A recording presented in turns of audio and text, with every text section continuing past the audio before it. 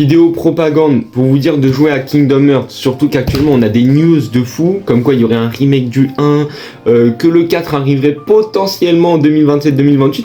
Faut vous lancer maintenant. C'est la plus belle découverte de toute ma vie en termes de jeux vidéo, c'est la licence, c'est ma nouvelle licence de cœur all time. Je l'ai découvert l'année dernière et je peux vous dire que j'en tombe amoureux. J'ai jamais été autant amoureux d'une chose dans ma vie et franchement Kingdom Hearts, bah voilà, c'est ça. Et l'histoire, elle est incroyable, très complexe à comprendre, mais incroyable. Franchement, le mélange Disney, Final Fantasy, je sais pas qui est le mec qui a fumé autant de crack ce jour-là et qui a trouvé cette idée chez Square Enix, mais franchement, mec, respect, tu mérites tout le respect du monde. Tu es ce génie que tu penses être, sache-le. Du coup, bah, j'ai découvert la licence l'année dernière. Enfin, en fait, j'avais déjà joué au premier quand j'étais petit, mais comme je comprenais rien au gameplay, enfin, genre, franchement, déjà, attaquer sur rond, non, attaquer avec X et sauter sur rond, je peux te dire que quand j'étais petit et que j'étais habitué aux touches classiques où il fallait sauter avec croix et du coup, bah, esquiver potentiellement avec rond, c'était chiant, c'était très chiant, du coup j'avais drop le jeu. Là j'ai commencé sérieusement la licence l'année dernière et je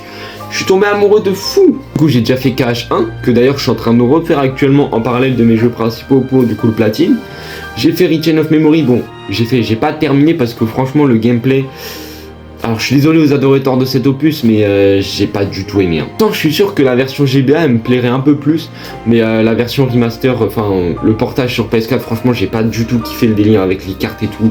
Enfin en fait le problème c'est que t'as énormément de trucs à gérer et pourtant c'est dommage parce que l'histoire elle est incroyable et même indispensable pour comprendre le 2, ce qui est d'ailleurs bizarre parce que c'est un jeu spin-off mais t'es obligé de le faire pour comprendre la suite du 1. Va savoir. Et après j'ai fait Kingdom Hearts 2 que bah...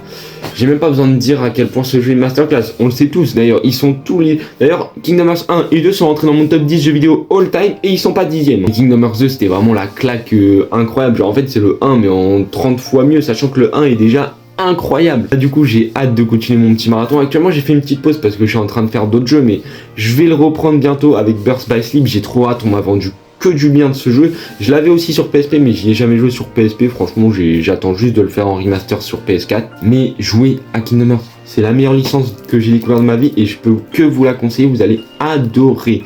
En plus avec le remake du 1 bientôt, même si je trouve que ça n'a un peu aucune utilité de faire un remake du 1 qui est déjà incroyable avec son remaster, franchement c'est peut-être le meilleur moment de vous lancer dans la licence.